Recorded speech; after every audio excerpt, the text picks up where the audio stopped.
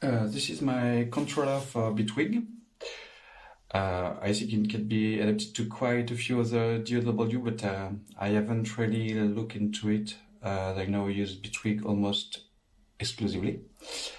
My original idea with this controller was to have something simpler than a push or something like that. I'm not really a fan of those kinds of controller because there are a lot of key combinations, now small, and so on. So I wanted something that was easy to use right away. So you've got two sections.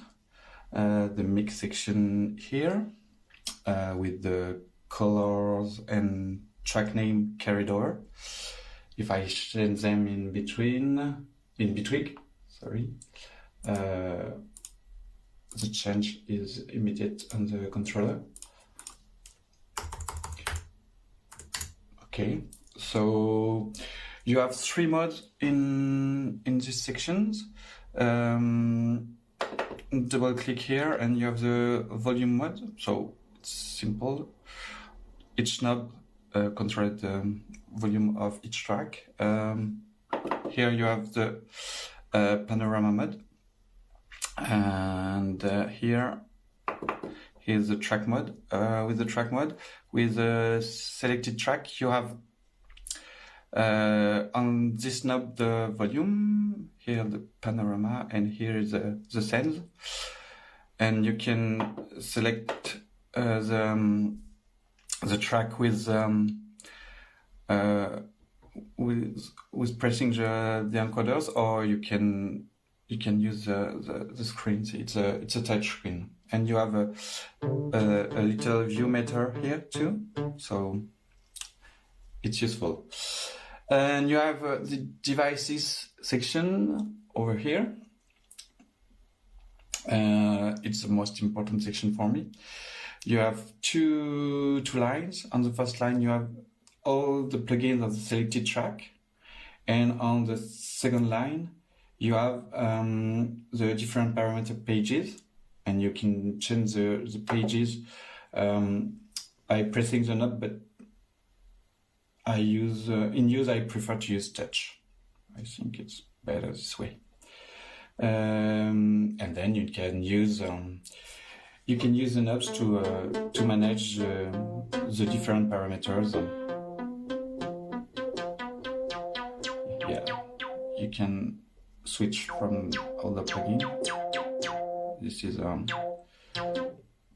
tape is a tape distortion, and you have two other other buttons to open GUI or to activate or deactivate the plugin. So that's it. As I said, it's pretty basic, but it works well, and that's I wanted, so that's nice. There are two other small features on the other two tabs. Here you can use XY pad if you want, and here you have a kind of ribbon controller when you can make jumps between the values. So that's nice because it's not possible on the encoders. They are encoders. It's not potentiometers. The index read is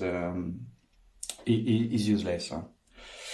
And the last feature uses the controller principle itself, which is actually two controllers, an Arduino controller for the potentiometers and a screen on which I have an OSC controller, and this screen is managed directly by my computer. This allows me to use it at an additional screen and to display, why not, the consent plugin. So I can put it here. So yeah, you have it here. So you can use it. So it's not the good one here. Yeah, it's not a big deal. I can do it here. Okay. So yes, you can control it here, and you can see what happened on the plugin. So that's nice too. And yeah, that's it for the presentation of my controller. Bye bye.